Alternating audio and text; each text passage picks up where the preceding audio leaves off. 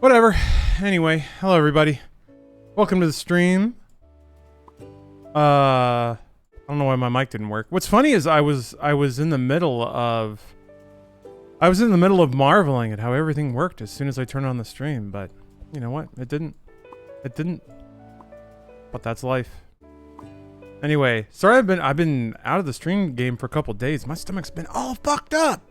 I don't know what's been going on. I didn't do anything to it either. I ate healthy food.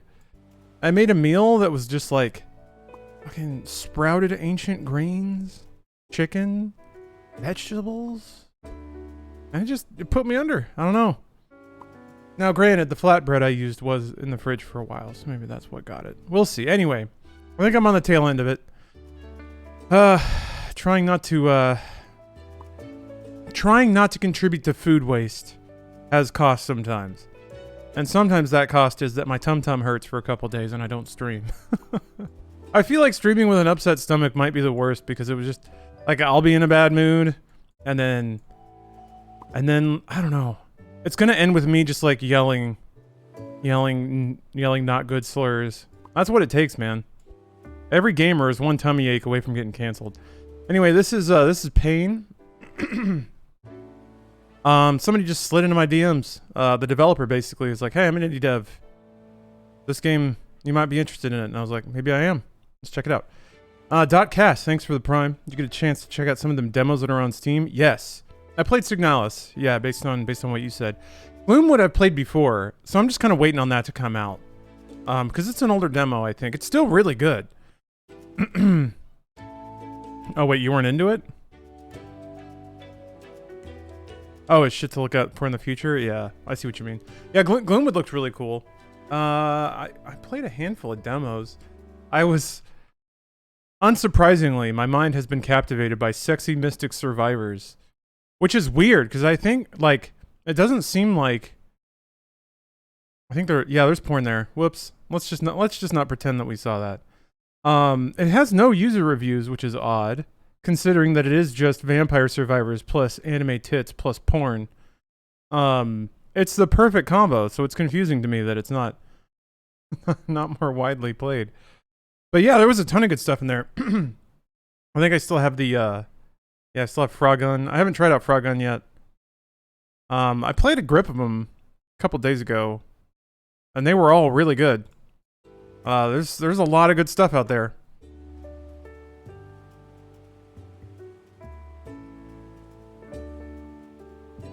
Do the beautiful one. It's safe for workish. Beautiful one? You might have to be a little more descriptive. Is there something called Beautiful Survivors? Whoa.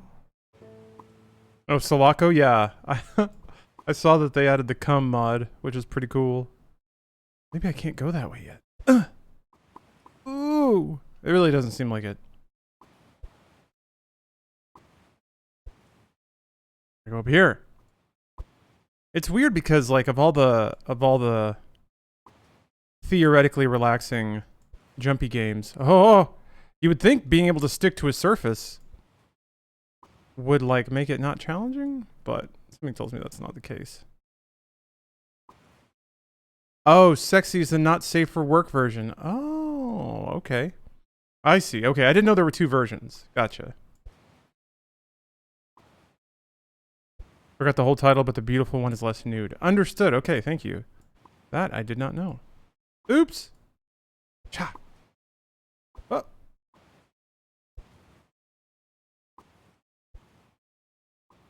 I feel like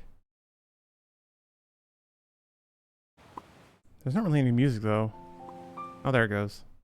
Maybe like most jumpy games, you have to get higher before the nice tracks start to kick in.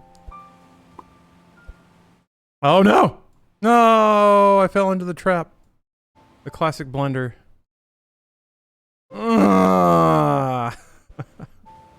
Really should have set that up a little more.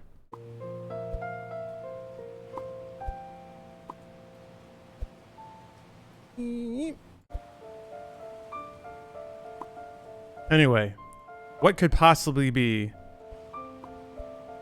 A better reward for finishing a game of Survivors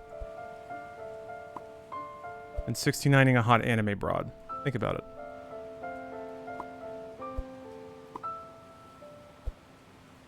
That's what people wanted in Mass Effect. Games are finally getting good.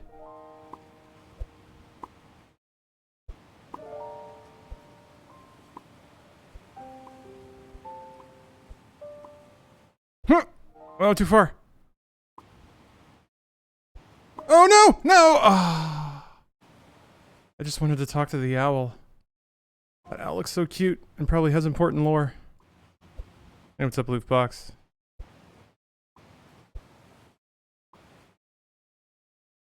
Broken Pieces. Oh, Melatonin I played, which was really interesting because it's basically Rhythm Heaven. Which I'm shocked that there haven't been more Rhythm Heaven knockoffs. It's such a really solid... Oh, that's it. Just toot toot. Okay. It's such a solid game type. And I feel like it's the kind of game that anyone can enjoy. So it's super weird to me that there aren't just a million Rhythm Heavens. Especially on mobile. It's... It's basically a one-button game. And like... the DS version already has like touch controls and they're really good. So... I don't know, maybe it has happened. Maybe I'm not paying enough attention to my mobile ripoffs, but it seemed like it was prime for it. I guess you actually have to be really good at composing music, like pop music, to make a game like that. Hey, what's up, Verbose Toast? Hey, Loofbox, how you doing? I like complex characters and story, aka banging. Yeah. Video game plot. I like Mass Effect because I like the characters and the story. That's code for all I do is fantasize about banging alien cricket men who are just fucking rip-offs of Batman. Jesus Christ. Ah! How come people can finish... Anyway. I'm trying to decide how into my cups I want to get complaining about Mass Effect. I don't need to do that. I just don't know how anyone played 3 and didn't feel completely pandered to. Although I think people wanted to be pandered to, so that actually kind of adds up now that I think about it. But if something is just pandering to you, is it art? Or is it popcorn? It's fine to like popcorn, but don't call it art. Anyway. Good day, Cole King. Are you down? How you doing?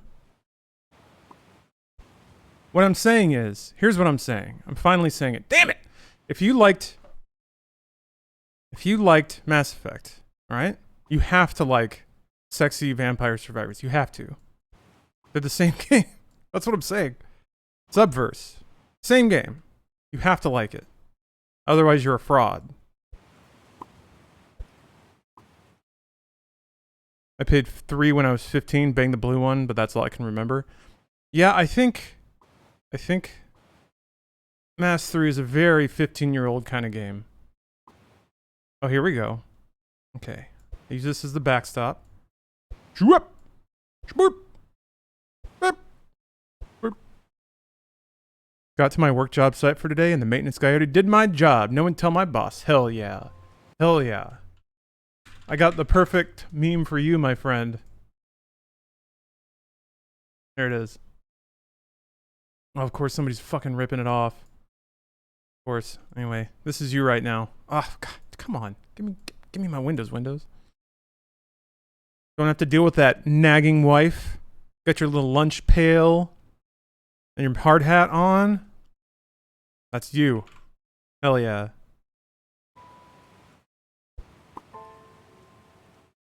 Ah! Actually, wait, that's not as bad as it could be. I put a little landing pad here for me. Am I right, fellas? Yeah. Fix the screen door. No! Spend time with your kids. Yam, yam, yam, yam, yam. Woman? It's Sunday, and it's 2 o'clock. You know that's when I go out on the lawn and drink my Corona Lights. I spend all day, all week at work deflecting all of my failures onto other people. Don't make me do it when I come home, too.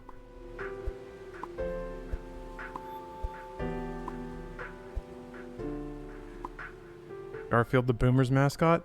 Nah, man. Garfield is like a... Isn't Garfield like a Gen Z meme hero now? He's wrapped back around. Or maybe it's more of a millennial thing. I actually think it might be. Kind of like a meme reclamation. Jake's bad at games. Thanks for the cheer. Can you get that ripped from eating lasagna? Probably depends on the kind of lasagna. Hey! Oh! It's, I mean, lasagna's got ground beef in it. That's pretty... Got a lot of protein. It's not very calorie lean, though. But if you're on a bulk, you could probably make some ingredient swaps in a lasagna. I think all the noodles are obviously going to be the rough part because there's no protein or fiber to that.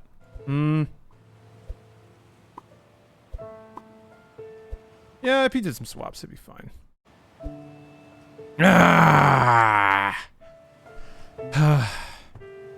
This game is called Pain, everybody. Garfield is millennial cosmic horror. Yeah, all because of that one comic, right? It was that one comic. And then it, like, turned into an animation of a Game Boy game. I remember that. I can smell you, John. Tanya. I don't know, I grew up with, like, Garfield and Friends, the real shit comic. Or cartoon, excuse me. It was like one notch above Hanna-Barbera, which is really the bottom of the barrel. Holy crap. I've never been less entertained than when I watch any Hanna-Barbera animation. But anyway, I remember watching Garfield and Friends, where they also had, like, the barnyard segment. And being, just fantastically non-entertained. So that's my, like, association with Garfield. It's just...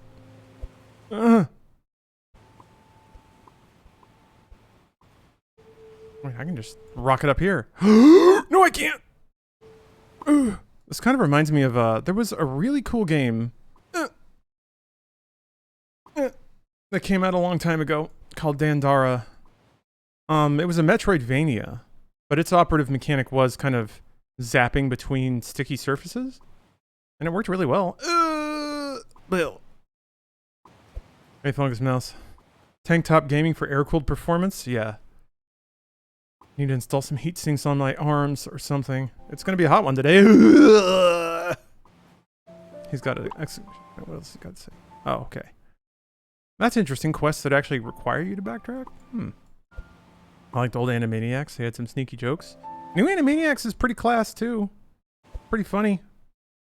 They sure do take the piss out of themselves for rebooting an old show multiple times. Like, almost too much. It's like, it's good that they acknowledge it. And they even do so pretty cynically, of like, yeah, this is easier than making something new. But, like, I think I watched 3 or 4 episodes, and every episode had some snarky call-out. Which, you know, probably better to do it more than less, maybe? But, still pretty funny. I have got to think about this more. I'm just clicking. It does seem like they've dropped most of the references to, like, 70s pop culture, which makes sense. That shit's way too dated now. How does it... What's weird is I don't see a whole lot of, like... Because, like, the original had, like, references to Goodfellas and stuff. Good Pigeons or whatever. And that kind of fell flat because as a 4-year-old, you know, I'd never seen Goodfellas. Makes sense to me now. I guess I expected a lot of reference to, like, scale it up. I expected a lot of references to 90s pop culture, which may be in there. I don't know. Didn't seem like it at the beginning. I'm honestly kind of okay if that's not the case. I knew it was coming, so it's not surprising me or like depressing me or anything. But I don't want to take my ride on the, like, let's all pretend to not be old train. We can just be old. That's fine. We don't need our wraparound moment, even though it's totally happening. Like Tobey Maguire and Spider-Man. That's part of it. Oh, that's a big don't fall down here. I am super glad now that enough time is passing that people are like, actually, No Way Home was kind of mid. And I'm like, yeah, it kind of was. Kind of was, wasn't it? What's with... All right, here's another problem I got, because I've been thinking about this a lot lately. Everything Everywhere All at Once, right? Sorry, minor spoilers if you haven't seen it. But here's what's been bugging me about that movie, is there's no actual catharsis for any of the characters in the entire film. Like, a lot of it is implied, but it's never said or expressed. You know? The main character kind of makes her peace with being in a relationship with her husband, but she doesn't really, like, come to terms with anything else. She doesn't identify with her daughter, and then the scene where she's supposed to, she actually just slips back into Asian mom territory, being like, "You're too fat." And then the movie's just like, well, that's just the way it goes.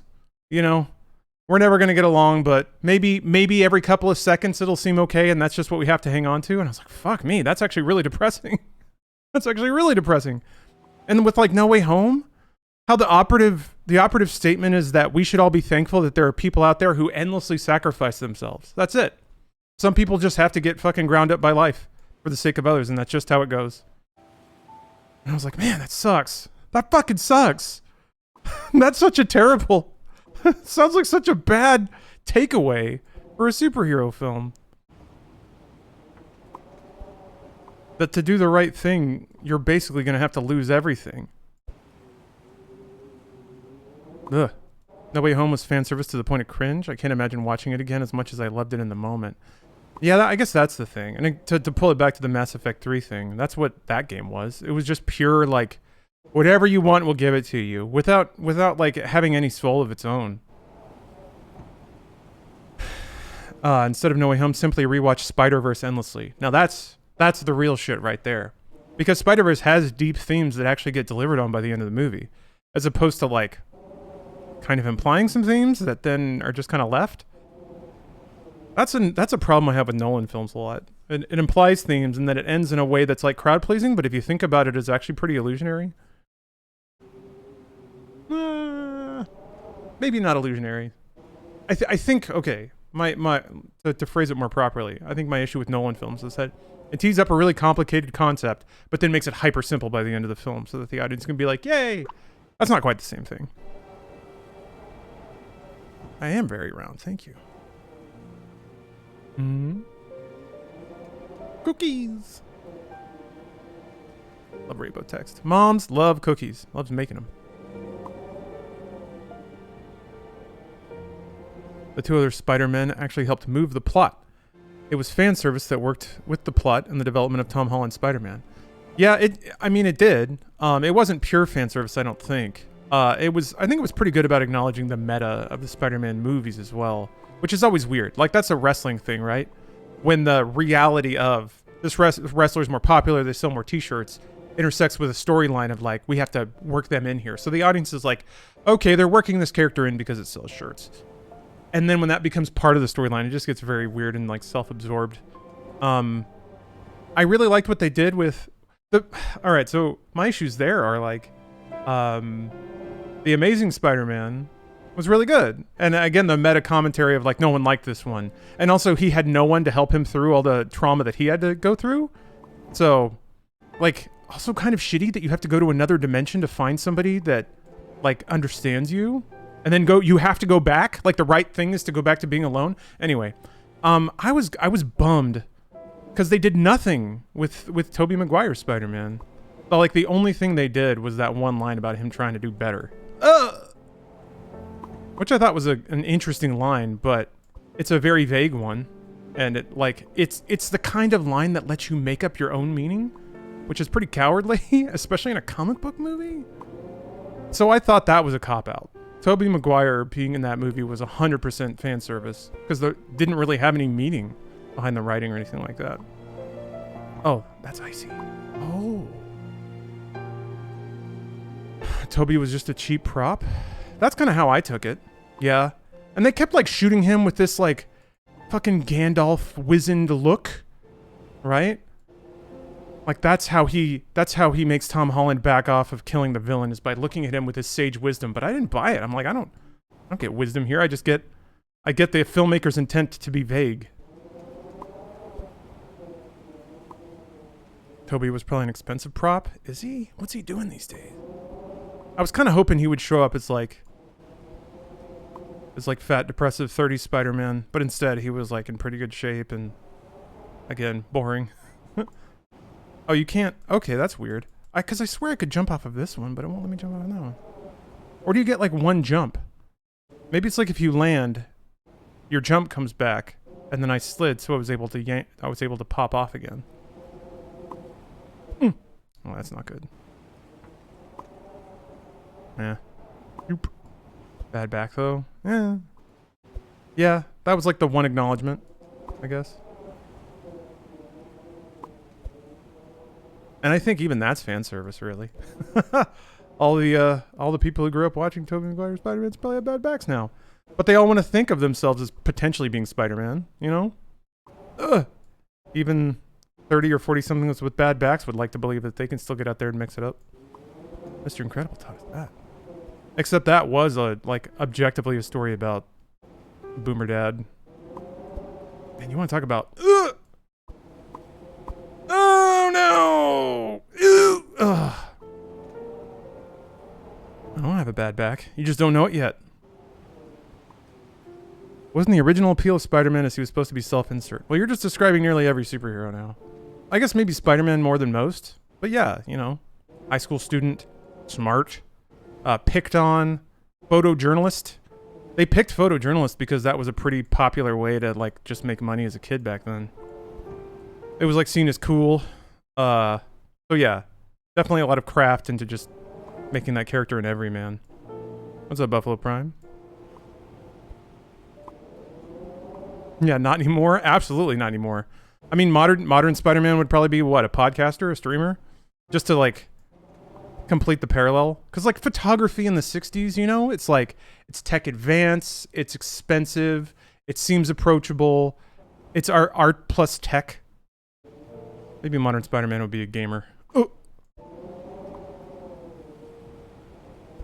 I guess if you like, it kind of matches being it's kind of spidery, I guess. Oh no! Wow, that sucked. Ugh, it sucked a lot.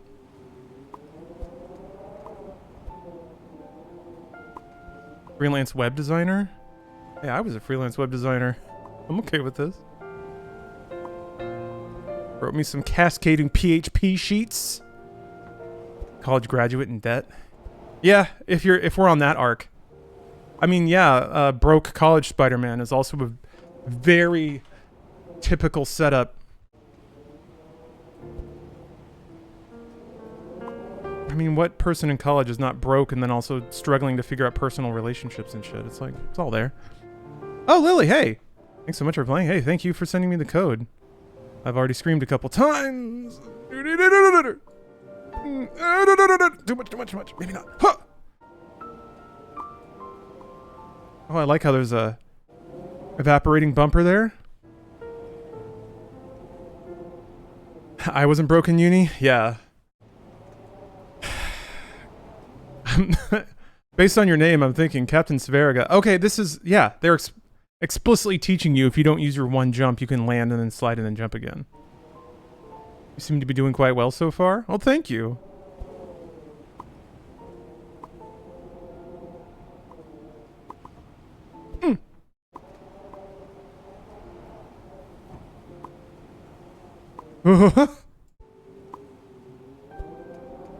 I'm appreciating the playful level design. I'm a big fan of that when like when just level design or game design actually becomes a communication. It can be playful, it can be cheeky, it can be, you know, trolly a little bit. And I feel like punishing jump games are just so prime with that. Uh-oh. Ooh. What makes this pain seems chill? Well, I mean, if you wait long enough, I'm sure you'll find out.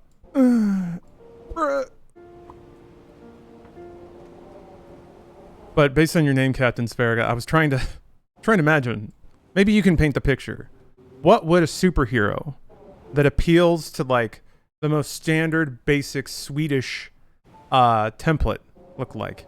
Because in America, you know, it's like you're broke with a big dream, and you're struggling to figure out how to like balance your grind with your personal life. And in some ways, I think this is part of the American identity that we have yet to figure out, is that making a lot of money shouldn't be the reason to be alive. And that the culture should be about more than creating media that a lot of people watch or just being mega rich.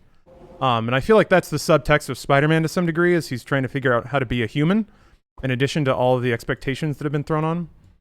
the responsibility of being a mega rich, cool, attractive, hyper popular American. Okay, so let's see here. I can stick to this. Maybe I have to stick, slide, jump, and then jump again. I'll live up to parents' expectations. Ooh. Yeah, that's the other aspect of having an absentee father. That's another thing where, like, the reader can kind of write in whenever they want. Like, has a loving support network, but doesn't have those aspects that make you wonder what could have been. You know? All he has is the ghost of his Uncle Ben, setting an example for him to live up to. Right. Clark Kent lost his adopted father in a tornado, as we all saw, and the ancient scripts. Not sure what would work. That's interesting, Sarga.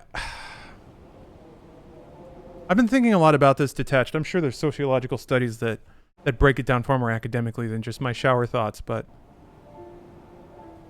surely like the American obsession with gods and with Marvel and like modern myth making, and I know a lot of it is just consumerist entertainment culture, but still, in American culture or whatever, we're kind of we're always surrounded by like these giant totemistic figures, Elon Musk or celebrities, streamers, whatever.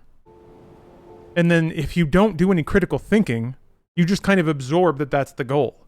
That you need like the yardstick of society is the measure of the value of you as a person. The amount of money that you can make or the amount of followers you get. And I think the struggles of human beings that are turned into gods, I think that narrative maybe speaks to the 2000s American mindset. Not to say that every United States citizen is a god, but maybe we think we should be. I'm not saying this is good. In a power sense, I think a Swedish superhero would be like the Phantom. No godlike powers and such, just some dude. Or Batman. Okay. The Question? Constantine? I guess he kind of has superpowers. Java Bean, thanks for the prime.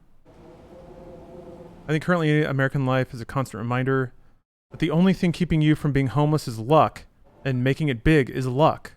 The biggest thing that's marketed to people is privilege, or is the privilege to go to college or school, and only hoping to survive without worries to live in the life is the goal because they are removed from worry and stable and privilege. Yeah? Not being more than one paycheck away from starving? Yeah? I could see that. The aspect of it being luck is really interesting too, because nearly every... It's weird. I thought a lot about this too, how nearly every narrative seems to start out by being, it's luck. And then if it goes on long enough, if it makes enough money and they have to keep writing the story, then it bends back around to, wait, no, actually it was fate. It was actually fate. So like Spider-Man being bit by the spider. Luck. But there are narratives that set it up as, no, it was destined to happen and it happened the way it should have. Or like Star Wars.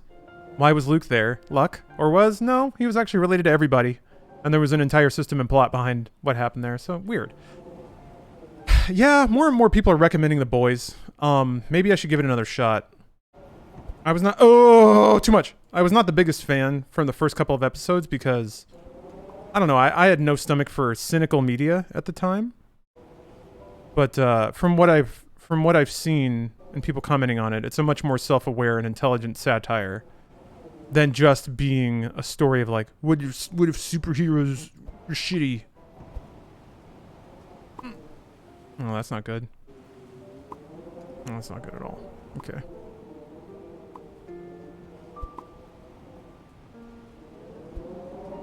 Which is interesting because that's kind of why I liked My Hero Academia so much. It was a superhero story that was like, what if superheroes weren't?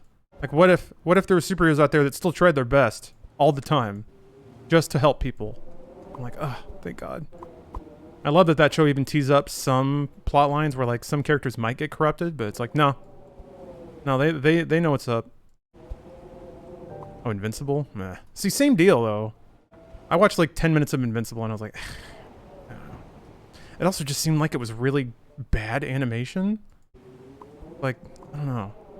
That's sort of like Justice League. I know that that's probably not the right show to name drop. because people really like that one, but I just don't like that animation style. When like I remember the first show I remember looking like that was Superman. Superman the animated series. Batman didn't really look that way, but then Superman came out and like everybody turned into squares. Everybody was a block. And then that sort of art style continued on into Justice League and then became every show. I guess it was just really easy to do or something.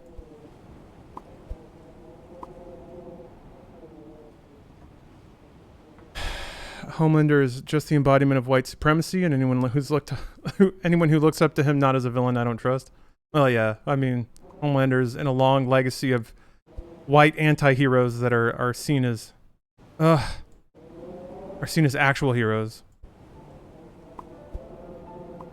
Well, I guess Tony Montana isn't white, but Defense from Falling Down, I think might be like the number one. The plot fully makes up for the animation in Invincible, I guess. You just heard me yelling about Mass Effect 3 though, right? See how pretentious I am? I don't know. Oh, Christ. Yeah, Tyler Durden's a big one. He's not an anti-hero at all. Yeah, Homelander. I mean, I knew that in the first 2 episodes. I don't know. I'm kind of over being surprised that people don't get it. Ay. There's been too many examples. It doesn't shock me anymore.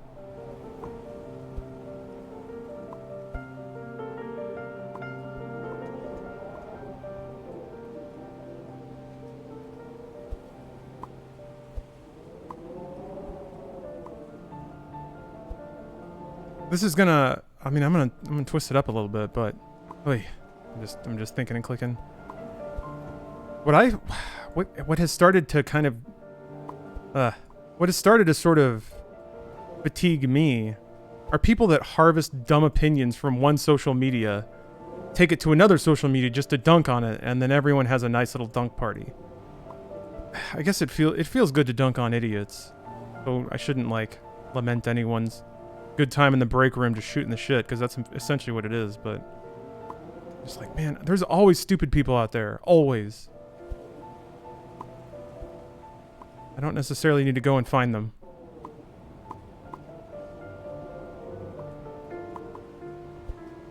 If you can get through the first 4 episodes of The Boys and it's not for you, then it's not going to be for you. Yeah, that's kind of it. There was so much about the first... Well, I think I saw the Invisible Man get blown up. And I was just like, so much of this is just designed to make 13-year-olds think this is the funniest fucking thing. There's like a compelled blowjob, which to a teen probably reads as the most real shit in the world. There's like blowing a dude up by shoving bombs in his ass. I'm like, okay, I get it. Yes. I too was 14 once. And like, ha ha ha, homophobia, ha. Now I'm not saying that is homophobic, right? But, you know, in a 90s edgy style, that's definitely what it would have been linked to. Now, I know the comics are more fucked up. Same story with Wanted. I've read fucked up comics before. They don't impress me. That's the problem. Is like I watched The Boys and I was like, boy, yeah, I remember 1998. I remember when Limp Bizkit was popular. But, you know, then this is just me being old, I guess. Sometimes dangerous things are said in normal media through and through that normalization makes it easier for sketchier topics, and I don't know how else to explain it. Well, normalization is a thing. What the... Oh, I get it. Okay. I have to wait. It can be fun to switch your brain off and pretend to be 15 again. Maybe that's it. I don't want to be 15 again. That was not a good time in my life. Maybe that's it. Maybe you've hit the nail on the head. Oh! Come back! Okay. Denzel Washington shoved a grenade up a guy's ass in the movie Man on Fire. That's true.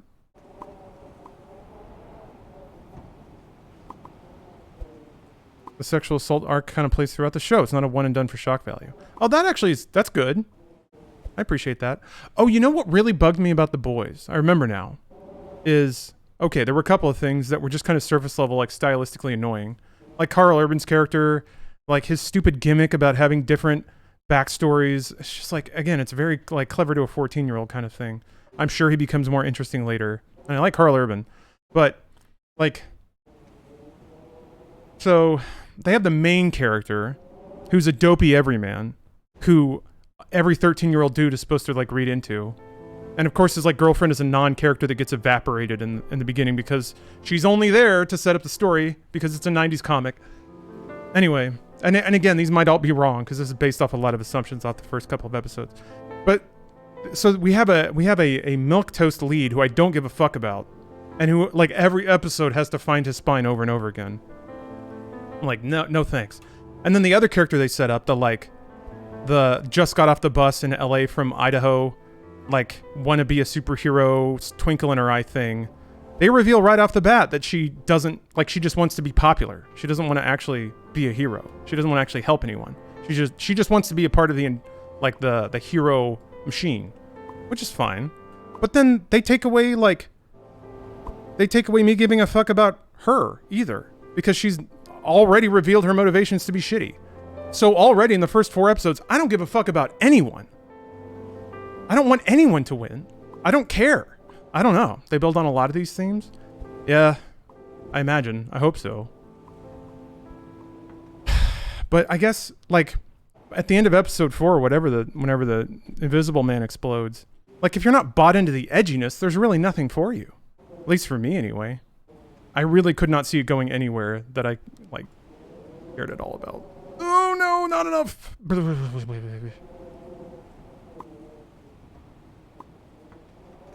I can get past this, I swear. It's such a tricky little sequence. Can there be stories where everyone is shitty and you just want to see how things play out, not rooting for everyone? I mean, there can. I just have no interest in them. Life is filled with shitty people. I don't care how it plays out for them. I don't. Wasn't that the Joker? Sort of. I mean, I kind of empathized with the Joker a little bit. I guess until he started killing people. I guess, and with the Joker, I was kind of curious about where were they going to go with everything? I think this is maybe what I'm supposed to do.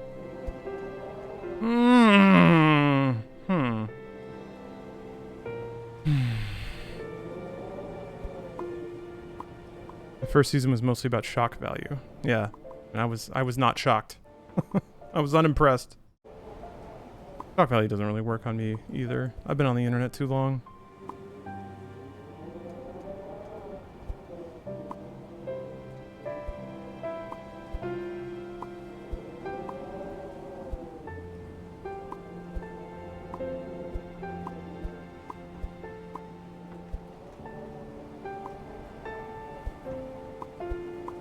Like, I don't know. This is clearly away from me making objective statements. Well, hopefully clear away from me making objective statements about media, and more just, you know, talking about my own habits. But like Breaking Bad, I got to like season 3 and I was like, I don't care about anything. Nobody's a good character and I don't want anyone to win, and I don't give a shit because it's all fake. The story doesn't mean anything. It's not telling me anything. It's not enriching my life in any way.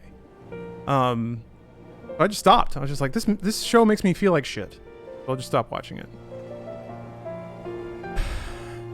And at least the Joker had themes, and I think it was pretty believably rooted in like New York in the 70s when social services were getting gutted. Now I think it's takeaway of like, we have to spend more on social medicine or we'll create more Jokers is a little simple.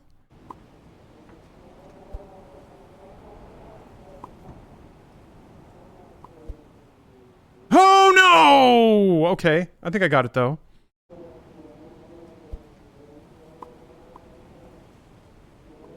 Well, so Seinfeld and It's Always Sunny are, oh shit, I wasn't paying attention. Seinfeld and It's Always Sunny are unique because the bad characters always get what's coming to them in the end. And that way it's a little more crowd pleasing. We're not meant to like these characters. But if we watch to the end, we get audience satisfaction of knowing that bad things happen to bad people. Versus like, I don't know, generic and freewheeling storytelling with bad people. Same with Game of Thrones, actually. Like, Jon Snow was such a non-character, like an obvious insert, just to have some kind of like moral center or an audience insert for the story. But man, did I just not give a flying fuck. Ooh, okay. I want to get past that one spot though. Oh, that was a hell of a jump. If you like ink, come on. How did I get that super jump? I feel like that's a pretty common sort of post-structuralist TV trope. Everything is fucked up and there's no such thing as a hero because everyone is fallible. It can be tiring for sure, but if it's done well, it's really interesting because your investment is less in the outcome of the protagonist and more in the world they exist in. Yeah, I can see that. I mean, like Mad Men. Interesting show that doesn't really have a whole lot of virtuous characters. It does have complicated ones, though. I guess that's the problem. It's like I didn't really see Breaking Bad as having complicated characters. Oh, no! Yeah, and also Game of Thrones broke a lot of their own character shit way at the end, just to get to a conclusion. Yeah, The Wire. I guess The Wire is kind of the... People might reference... Might be a little off, but people kind of... I feel like that might be one of the first... What was the phrase? Post-structuralist? That's a really good phrase. I think I understand what it means. Shows that intentionally don't follow like really traditional crowd-pleasing storytelling, especially in TV. God damn it! Okay. Maybe I gotta care a little bit more for these jumps. Oh, Leftovers? Yeah, Bruce said Leftovers ended up being really good. MS Paint gaming hours. MS Paint is a fine tool. You don't need... You don't need Maya to make a video game. You need MS Paint in a dream. Peacemaker strikes a pretty good balance there. I was truly surprised at how well the character arcs play out. Yeah, I think it got pretty convenient near the end. At least there was an arc, but yeah, when Peacemaker was like, no, I'm cool killing still, as long as it's the right people. I'm like, okay, well, we got back there. I really liked it when it seemed like the show was teeing up Peacemaker to kind of be this like forgotten red state hero. Because in a way, that's a pretty safe and I think like interesting commentary on American culture right now. There's just like, there's a dude who has, you know, an abusive dad, grew up in a particular culture, is living a particular life, and he's trying to figure out how much of it, you know, it's like nature versus nurture, sort of, which the show ultimately, you know, walked away from. I think that's a really complicated topic. So it just kind of played with it a little bit and then abandoned it in favor of like a more comic booky finale, which is fine, whatever. But, I thought it was neat. I liked it. Once it got more comic booky, I cared less, though. Like, the last 2 episodes, I really didn't care much. I, like, wasn't really watching. The first 3 or 4 episodes, super into it. Because I was really interested in the character. I really liked what they were doing with it. But then it got more about plot, you know? And I don't know.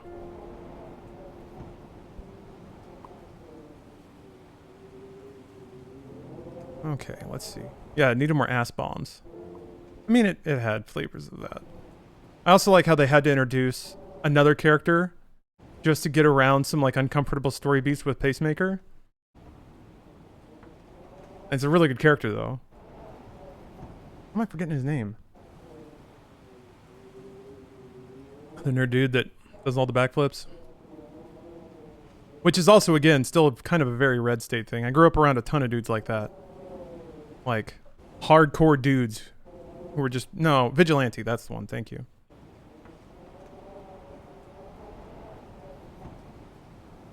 Backflip Joe? Favorite. I like the way he does the backflips. Let me think about that. If that pops, though, I'm going to slide down the other way. Because, yeah, there's not a ridge there. I have to make... Wait a minute. Hold on a minute. I do this. And then I do that. Uh-oh. That's not good. That's not good at all! Oh, okay, interesting. Okay. The jump does not change your momentum instantly. It just adds to it. So if you're already falling, you can't then you can't then zip back up. It'll just like subtract, or yeah, it'll just subtract your downward velocity. Justin ran New Vegas since last stream. No. But I turned off a ton of the mods and that made it way more stable. God damn it, sorry. Stomach's still kind of fucked up. Ugh, Jesus. It's getting these like random stomach like spasms. It's like it's trying to hiccup. Peacemaker didn't feel like an everybody show. I lost investment when White Dragon came up because I didn't trust James Gunn keeping minority characters safe. Oh no, I think I think the show paid it off well. I mean, there's one scene that's essentially like that very much, I think, declares what the show thinks about White Dragon. The show does not agree with his principles at all. Nor does it like have it doesn't really have a shock scene where like White Dragon does something really terrible. He mostly just says some fucked up shit. My problem with American TV shows is that you know the character is going to have plot armor. There's some great BBC shows where they kill off half the cast by the end of the first season in a smart way. Yeah. BBC series tend to be a little more cerebral. I don't know. American media culture is weird. If you don't give people what they want, they don't just simply say like, well, that wasn't what I was expecting. They tell you that you did a terrible job. You fucked it up. You did it wrong. That's what I love. I think that might be my like favorite bullshit thing about American media culture is that people are so used to media just being like, they're used to it being masturbation instead of art. Because a whole lot of American media is masturbation. So if it doesn't make you feel good, it wasn't made right. Same with like video games, actually. If it doesn't do exactly what I want it to or make me feel exactly how I want to feel, it was wrong. It was poorly made. There's no space in there for, well, maybe I should change my viewpoint and come to the art where it is and think about it on its terms. Nah, America's porn. Actually, yeah, it's a good way to describe it. Oh, a lot of people doubt Last of Us 2. Man, discourse around Last of Us 2 was odd, but good, I guess. It was interesting to see what people thought about the first game. You know, one of the things that I was... Oh, yeah, I did it! One of the things I really held against Last of Us 2 was that it was just the finale of Last of Us 1, but stretched into an entire game. And I was like, do they really think nobody got it? That they had to make a whole other game just to tell you that over and over again? And then yes, actually, it turns out the answer is yes. Nobody got it. Why did I do that? Okay. Which kind of makes me resent Neil Druckmann a little more. Like, he made his point, and then he saw that nobody got it, so he made it again for an entire game. And I was like, God damn, dude. Last of Us 2 didn't have any likable characters? What do you mean? Abby. Abby's like the only likable character. She's the only character who's actively trying to like change. Well, maybe not the only one, but like she is the protagonist. Ellie's not. And that's the other thing of like, it does seem like a big like finger wag there. But he's about to remake that plot point again for $70 whole. Yeah. Yeah. Yeah, Rat Chili. That's a really good point, too. Last of Us 2 had multiple good stopping points, but then it kept going, but then didn't actually end on a stopping point. That's like, it's cowardice in storytelling. Really. To put all that shocking shit in there and then just end with the main character wandering out into a field. Man, fuck you. Anyway. Last of Us 2 beefs on the grill again. What's a bummer is like, I have my issues with it, but it's not just like they killed the figure that I've impressed all my fathers onto. Like that one was a little weird. Again, I don't know how you finish Last of Us Part 1 and still like think that, I don't know, whatever. No way Part 1 doesn't get an epilogue slapped on for Abby or something. Oh, like a young Abby?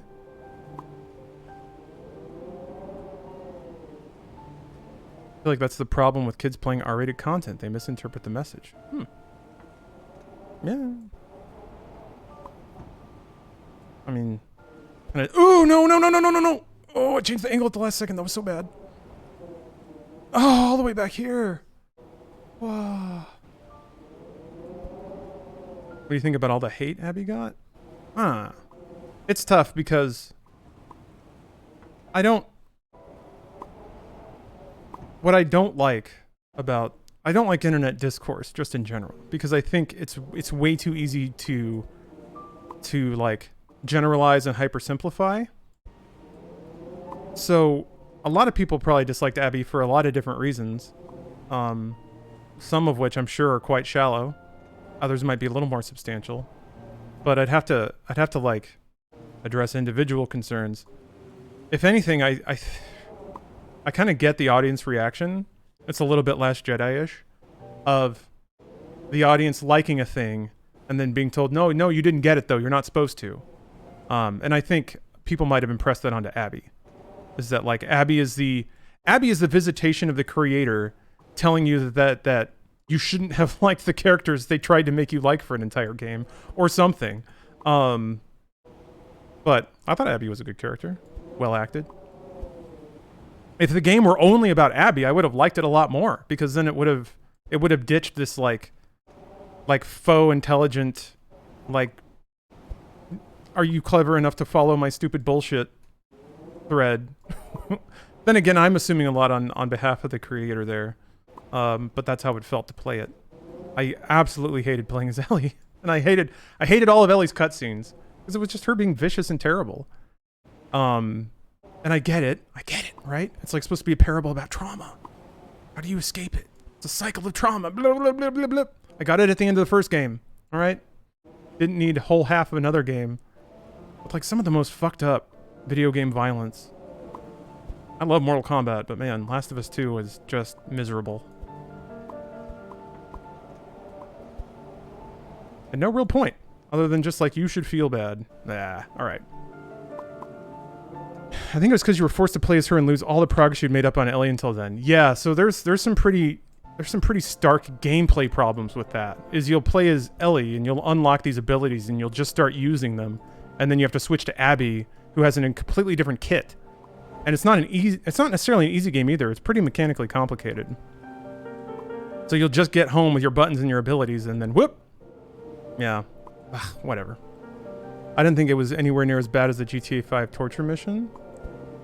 The only difference is that mission is done from the perspective of Trevor, who then immediately in the game goes on an entire rant about torture and how stupid it is.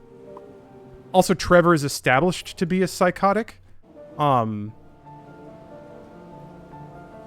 I think you can probably read into that mission as being audience serving in a bad way. That like all the psychos playing GTA 5 want to torture people and giving them that ability, like you're only enabling them to read the wrong message into the game. But I don't know what else you can do aside from have the character tell the player immediately after how bad that was and they shouldn't like it. Whereas Last of Us 2, like, doesn't quite have that voice. Oh, super jump. Franklin was the only good character? Well, he was a criminal.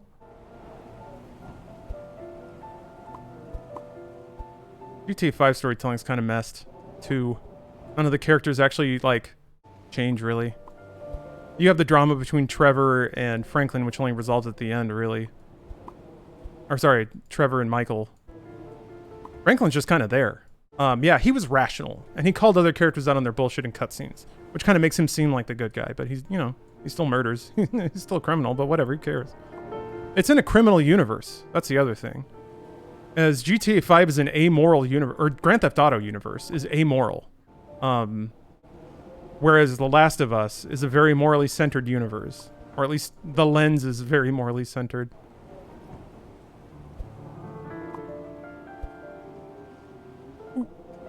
Anyway. Okay. I think I get pain. I get it. And I got past the jump, so I feel good. I feel good about myself. Okay, let's move on to Fallout. Let's move on to Fallout New Vegas. I don't watch enough media to, like, They even criticize it like this. These are just stupid opinions. Stupid opinions. All right, I'll be right back.